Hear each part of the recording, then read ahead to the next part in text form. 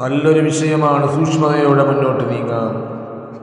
നമുക്ക് എത്ര കിട്ടിയാലും നമ്മുടെ അസുഖങ്ങൾ മാറില്ല, നമ്മുടെ പ്രയാസങ്ങൾ മാറില്ല. നമ്മളെ ആരും സഹായിക്കാനും അപൂർവത്തിൽ ചിലർ മാത്രമേ ചില ജമാഅത്തുകളിലും ചില മഹല്ലുകളിലും മറ്റുള്ള സ്ഥലങ്ങളിലും അല്ലെങ്കിൽ വേറെയുള്ള കാര്യങ്ങളിലും ഒരു മുഅല്ലിമിനോട് കടന്നു വരികയുള്ളൂ. അതുകൊണ്ട് തന്നെ ഇന്ന് എല്ലാ വിഭാഗം തൊഴിലാളികൾക്കും യൂണിയനിൽ അംഗത്വമുണ്ടല്ലോ.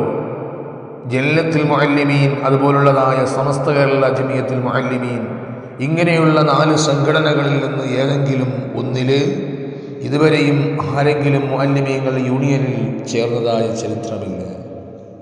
മുൻഗാമികളായ നമ്മുടെ ഗുരുവര്യന്മാർ അതിനൊരു പ്രോത്സാഹനങ്ങളോ ഒന്നും നൽകിയിട്ടുമില്ല.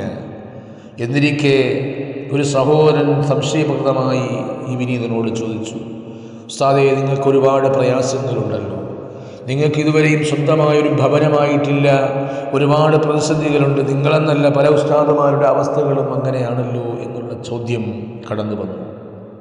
നമ്മൾ സ്വാഭാവികമായും ഉമറാക്കളുമായി പല വിഷയങ്ങൾ ഉലമാക്കൾ ചർച്ച ചെയ്യുന്നത് പോലെ അങ്ങനെ ചർച്ച ചെയ്യേണ്ടി വന്നപ്പോൾ അങ്ങനെ മനസ്സുറന്നിട്ട് ഇങ്ങോട്ട് ചോദിക്കുകയാണ്, നിങ്ങളെ സംബന്ധിച്ചിടത്തോളം ഇത്തരക്കാരുണ്ടല്ലോ, അതീവ സമ്പന്നന്മാരൊന്നുമല്ലല്ലോ, പാവങ്ങളാണല്ലോ, എങ്കിലും ഇവർക്കെല്ലാം ഉള്ളതൊരു പ്രത്യേകത ഇൽമിൻ്റെ പേരുള്ള ഒരു ആദർശമാണല്ലോ. പിഞ്ചു പൈതങ്ങളെ അറിവ് പഠിപ്പിക്കുകയും 99% ആലിമും തൻ്റെ ആദർശം നഷ്ടപ്പെടുത്തി സമ്പാദിക്കണമെന്ന് ആഗ്രഹിക്കുന്നവരല്ല. എന്നാൽ ഹബീബായ റസൂലുള്ളാഹി സ്വല്ലല്ലാഹു അലൈഹി വസല്ലം തങ്ങളുടെ താങ്ങും തണലും ഖുർആനും എല്ലാം സാന്ത്വന വചനങ്ങളാണ് ഈ പാവങ്ങളായ മുഅല്ലിമീങ്ങളെ ഏറ്റവും കൂടുതൽ സാന്ത്വനപ്പെടുത്തുന്നത്. എന്നാൽ ഇന്ന് അറിഞ്ഞു മനസ്സിലാക്കി ഉസ്താദുമാരെ, മുഅല്ലിമിനെ, ഖത്തീബിനെ സേവനപാതയിൽ മക്കളെ വിവാഹത്തിന് വേണ്ടിയും മറ്റുള്ള കാര്യങ്ങൾക്ക് വേണ്ടിയും സഹായിക്കുന്നവരും ചില ഉദാഹരണങ്ങളിലൂടെ കാണാം. ചില മഹല്ല് അടിസ്ഥാനത്തിൽ മുഅല്ലിമീങ്ങളെ സേവിക്കുന്നവരായി കാണാം. പക്ഷേ അതും അപൂർവമാണ്. എങ്കിലും ഇൽമു പഠിക്കുന്നതിനെ കൊണ്ടും പഠിപ്പിക്കുന്നത് കൊണ്ടും വെറും ദുനിയാവ് മാത്രം ആഗ്രഹിക്കുന്നുവെങ്കിൽ അവിടെ ഐഹിക ജീവിതം പാരത്രിക ജീവിതവും പാഴായി പോകുമെന്ന് ഒരു ഹദീസിൻ്റെ വിശാലമായ ഭാഗത്തിലേക്ക് ഇങ്ങനെ കാണാം. മൻ തഅല്ലമൽ ഇൽമ മിമ്മാ യൻബഗി എന്ന് തുടങ്ങി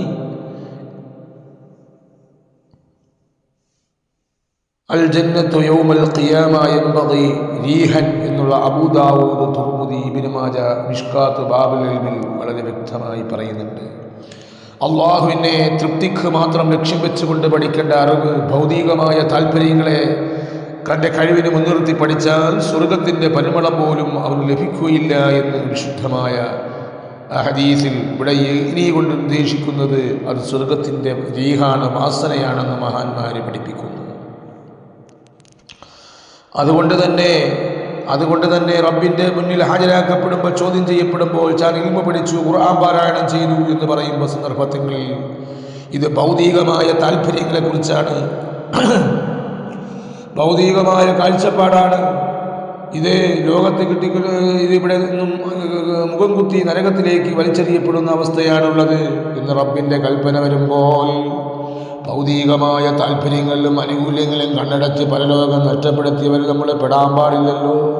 അതുകൊണ്ടാണ് സമസ്ത കേരള അല്ലെങ്കിൽ ദക്ഷിണ കേരള എന്നുള്ള ജമിയത്തുൽ ഉലമ 70 വർഷവും 100 വർഷവും പഴക്കമാകാൻ പോകുന്ന ഈ സാഹചര്യത്തിൽ അതിന് മുന്നിട്ടിറങ്ങാതെ, അതുപോലെ തന്നെ അലി റളിയല്ലാഹു റിപ്പോർട്ട് ചെയ്യുന്ന ഹദീസിൽ ഇങ്ങനെ കാണാം, ഖാല നബി സല്ലല്ലാഹു അലൈഹി വസല്ലം യൂഷിഖു അൻ യഅതിയ ലന്നാസ് സമാനൻ ലാ യബ്ഖാ മിനൽ ഇസ്ലാമി ഇല്ലാ ഇസ്മുഹു ലാ വലാ യബ്ഖാ മിനൽ ഖുർആൻ തുടങ്ങി അവസാനം ഇൻദഹും തഖ്റുജുൽ ഫിത്നതി വഫിഹിം തഊദ് എന്നുള്ളത് കാണാം.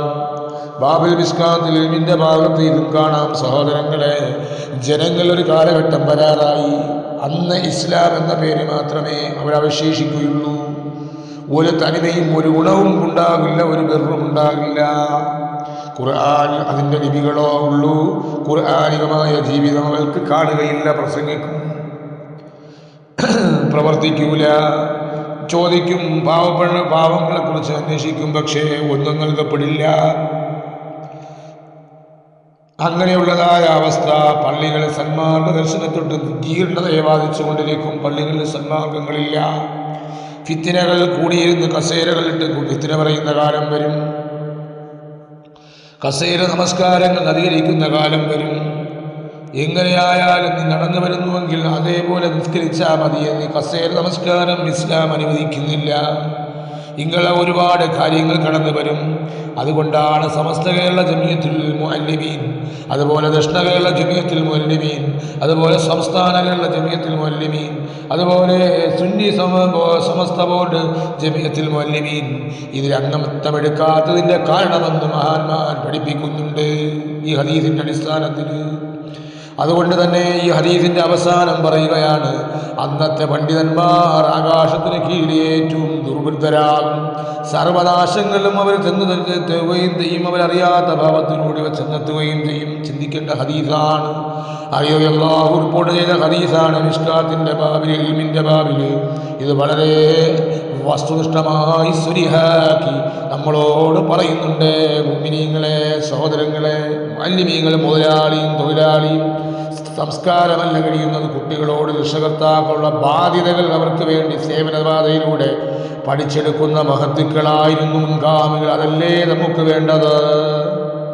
ടേനോഡിയൽ സംസ്കാരം മുഅല്ലിമീനിലേക്ക് വന്നാൽ മദ്രസകളും ജമാഅത്തുകളും വിദ്യാർത്ഥികളും ഈ ലോകത്തതാ നിർജീവമായ വസ്തുവാകും. അള്ളാഹുവിന് തൃപ്തിയും പൊരുത്തവും നേടിയെടുക്കാൻ കഴിയില്ല. മാത്രമല്ല, ഞാൻ നിങ്ങളോട് പ്രതിഫലവും ചോദിക്കുന്നില്ല, എൻ്റെ പ്രതിഫലം റബ്ബിൻ്റെ സമക്ഷത്തിലാണെന്ന് പറഞ്ഞ പ്രവാചകന്റെ സന്ദേശം ഇവിടെ വല്ലാത്തൊരു മെസ്സേജായി മാറും.